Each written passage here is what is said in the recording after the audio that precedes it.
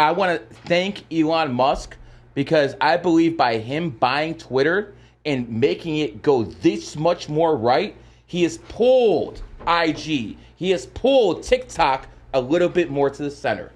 That's my opinion, because let me tell you now, I can get away with a lot of stuff now on IG. I probably would have got suspended for 2 years ago. And the only obvious common denominator is Elon Musk. I agree. You guys know the cycle of strife, right? Cycle of strife, good times create weak men. Yes. Men. Okay. I believe Gen Z are the strong men created by the bad times. Generation Z. I do. Because I think like 25% of these guys consider themselves homosexual. I get that, but Sorry, that's I get that. 25%. So the other 75%. They're gonna be dogs. They're gonna be. These are the fucking Rottweilers. Really? That are gonna get us out of this. They're gonna build the tech that's gonna evacuate people like us who are getting our bank account shut down. Because these guys are all fucking. They're all experimental. They're fucking throwing spaghetti at the wall and seeing what sticks. They're the crypto kids. There's the social media kids. They are going to build the decentralized banking system, 100% Gen Z, that helps you and me out. Maybe there's a Steve Jobs. Maybe there's a Steve Wozniak within Generation Z. Right now. You know, right they're now. Watching this podcast. They're watching, and they're going to build something, and they'll make you look like you're basically $1 million right now because you're saying what it is. I'm going to look like Nostradamus. But most of these guys are soft as fucking hell. Dana White said it best. He said, if your kid is even a little bit of a savage, he's going to run through these fucking beta males like never before, because there's never been more single mothers than there is right now. 100%. They're going to run through them. So yes, the divide between the alpha and the beta is getting woo, and that's when society breaks. You need this bottom half to have women. Yeah. You need the bottom half to have women, to have kids, so they can basically keep society going. The people who don't like mass immigration, the people who say shut down the borders, well, women have to have kids. Yeah, you have to, once women don't have kids, and what I mean by don't have kids is having abortions every 9 months and stuff like that. Once women don't have kids, all of a sudden you have two choices. You either let the borders open, you let the immigrants in to fill in that vacuum, to buy into the tax system, or you do like Japan. You know you're going to have an older demographic, you just shut down immigration, don't let anyone in, and slowly but surely your society collapses.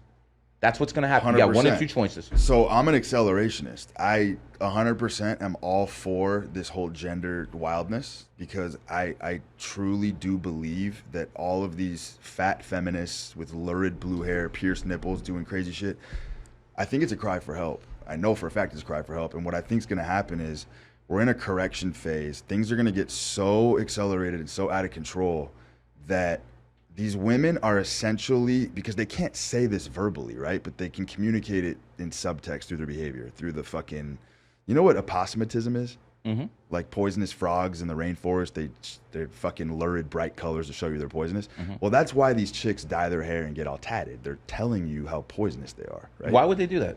Because it's like they're wearing their trauma, right? They're embroidering their trauma on their body. It's like a way of like, they're seeking help. Well, resting bitch face. They're basically seeking help. 100%. It's a cry for help. So my point is, in this accelerated, who's going to save them though? Well, that's my point. It's all going to crash and burn, and then what's going to spawn out of this is in a new iron guard of men who are going to come in with an iron fist, probably covered in a velvet glove, and they're going to fucking smash all of this shit to a billion little pieces, and it's going to have to be rebuilt. And then every order is going to be restored. Because at this rate, you can't fix this. We're too deep in now. This is not a reversible thing. I agree. We can only go forward, right? It's a forward escape, as the French say. You cannot go backwards. You got to escape forward. So we got to run this bitch into the ground, ride the decline.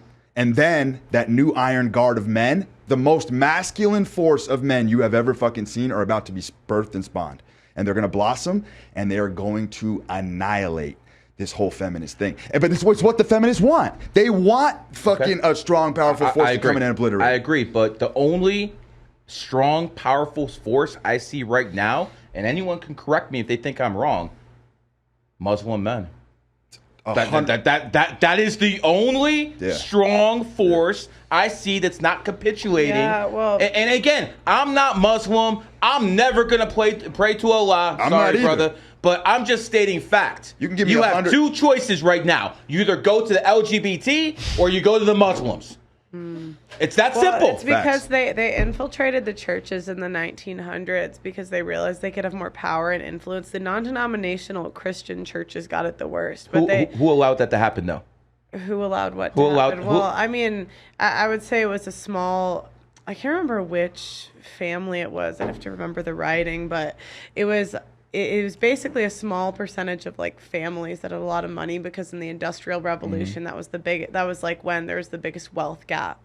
And so they realized the best way to influence the population was through the churches because people listened to the churches. Okay. So the non-denominational churches got it the worst, but they also started funding like seminaries. That's where we got all the gay priests from. I get it, but they tried the same stuff with Islam. It didn't work as well. Oh, I see what you're saying. That's what I'm trying to say. They allowed that to happen. Like, for instance, if you go to Christians in Russia, Poland, Romania, you try to talk shit about Jesus or all this other stuff, you're probably going to get your ass whooped. You do that in America, they don't give a damn. You can make fun of Jesus. You can do whatever you want here in America. Yeah. They're not going to... But in those countries, they actually still care because they haven't been corrupted. And I'm going to tell you why. In Poland... in Russia, in all those countries, feminism is very, very low. Once you have the people who are low IQ, in my opinion, they need something to believe in. They need something to fear. I just wonder, and I'm not going to say this definitively, but I kind of wonder if it's coming to the Muslims too and to Russia too, because like even like my employees that work for me that are African, they're all say like, 'cause I always figured like it was a little better there, but they're like, no, the young women are just the same. And then I watched like an interview in Russia of them interviewing like young women about feminism and pay equality, and it's still coming because social media, unless they ban social media, all women are so influenced by social media. Putin passed a law a couple years where he repealed domestic violence laws. So I don't really think that that feminism. Maybe what you're talking about is they're all still in the first wave of feminism, which had some merit. The first wave had a little bit of merit. No, they were. You don't think they had any merit whatsoever? Not really. No, I think that they were. One, like women didn't even like them back then. If you read the anti-suffragettes had more supporters than the suffragettes. Like they were regarded as like weirdos in the 1800s. Women didn't even like these women. Like there was a writing, I can't remember the lady's name, but in the 1800s talking about how they had to like sell this better to women because women had too good of lives back then. For them to sell them on feminism. That's why, like, I don't think it really had merit. I think women, most of history, have had better lives than men. I think that, listen, I'm a numerologist. I believe in that wholeheartedly. And even though I think women as a whole are much less intelligent than men, there's the number 7. And, 7 is the number of the genius. And when I look at women who are born in the 7th, 16th, 25th, they're just as intelligent as men. Well, and again, it's a rare exception. Like, for instance, there's not many female bodybuilders in the world. So they're stronger than most average men, but a male bodybuilder is always going to be stronger than a female. So there is some exceptions, but they're rare. But it's a misconception that women couldn't be influential in society. The first female property owner in the United States was in the 1600s, 400 years ago. Like women were not oppressed then; they're not oppressed now. This idea, like the first female millionaire was late 1800s, and I think there's arguably one quicker. But I don't want to quote that. Did she get her money from a divorced husband? No, well, inherited. I think there was a self-made one quicker, but there was one of the first feminists that was funding all this stuff. Like she was like the first rich divorcee. It was in the 1800s. I wish I could remember all these names off the top of my head. My question is, why should there be an issue of feminism? If you're a woman, you're a woman. Yeah. You're a man, You're a man. What's all this feminism and so forth? I don't understand it. I don't get Well, it. I think that It's evil. to destroy society. I think that evil happens when you disrupt the natural order of the world. And it's weird. I'm not like crazy religious, but I guess this is like a religious like thought. But it's like I think the natural order is God, men, women. And I think it's really interesting how we can like I don't know, almost say our true feelings about things just in our language. Like if you tell a man he's acting like a woman, that's an insult. Why would it be an insult? Because women are below men. But but a woman that acts like a man almost like can make money and almost. I mean, I don't want to say. I think you're going to get like 10,000 marriage proposals right after this podcast. Well, and I'm She's not saying all the good things. Well, and I'm not even saying like I do it perfectly, but I think evil happens when you confuse everyone on the natural order of the world, and I think it's confusing. Like I'll give you an example. Like I spent the first half of my 20s trying to be a volleyball player, and really I spent my primary reproductive years chasing after a career that makes $0, and fuck it. Actually, I looked into it. It actually messes up your hormones and makes you more masculine. That's why you see so many lesbian like soccer chicks and lesbian basketball chicks. It literally makes you more masculine and makes you into a man. And so it's like, I think a lot of times all of these institutions. You don't think are women here. should be athletes?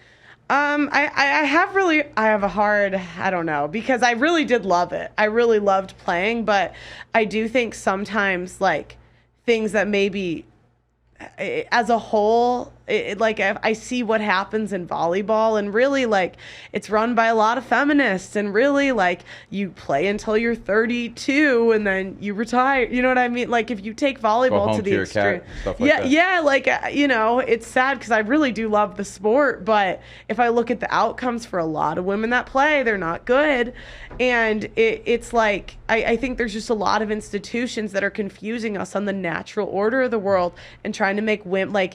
That is a masculine thing. That's turning a woman into a man. By the way, I Correct. sincerely believe all women will get their best natural physique just from walking. There is nothing inside a gym that will improve a woman's physique more than walking. 10,000 steps a day. What about running? Same thing. Okay, just making sure. But the gym culture in women is very bizarre to me. Are most of the women who go to the gym pretty much every day hoes? 100%. All right, so I mean, they're basically looking for a new hookup every single day. If you spend all your time at the gym and you're a woman, who's taking care of the children? I mean, that's a good question.